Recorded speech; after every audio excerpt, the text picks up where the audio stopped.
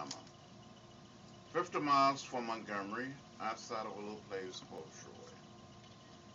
My father was a sharecropper, a tenant farmer. But back in 1944, when I was 4 years old, and I do remember when I was 4, how many of you remember when you were 4? What happened to the rest of us? Well, with the $300, he bought 110 acres of land.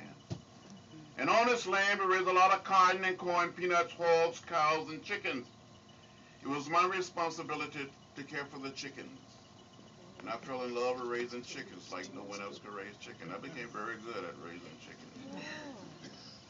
Those chickens taught me something long before I got involved in the civil rights movement. They taught me patience. They taught me to wait.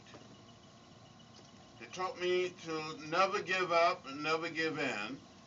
That if I set those set in hand with fresh eggs, in 3 weeks, I would have some little chicks.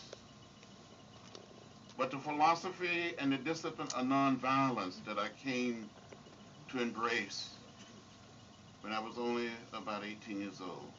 Back in 1955, at the age of 15, I've heard of Rosa Parks and Martin Luther King Jr. I heard Dr. Martin Luther King Jr. speaking on our radio, talking about nonviolence and passive resistance. As a young person, I started studying the way of peace, the way of love, the way of nonviolence,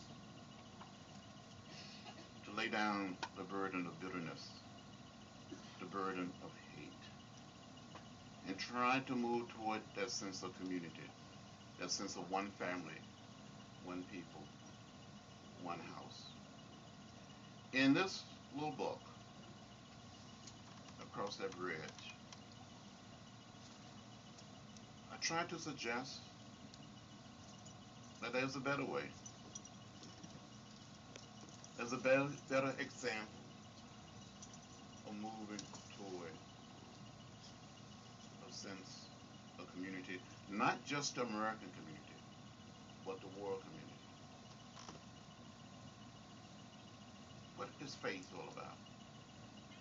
It's in keeping with the philosophy and the discipline of nonviolence, to believe somehow in some way that you're going to succeed, that you're going to overcome. But you have to be persistent and you have to insist. You have to be like a tree planted by the rivers of water. That you're anchored. That you may be beaten, you may get arrested, you may go to jail. Over and over again. But you have to keep the faith. Keep your eyes on the prize. And never, ever give up. Never give in. Out.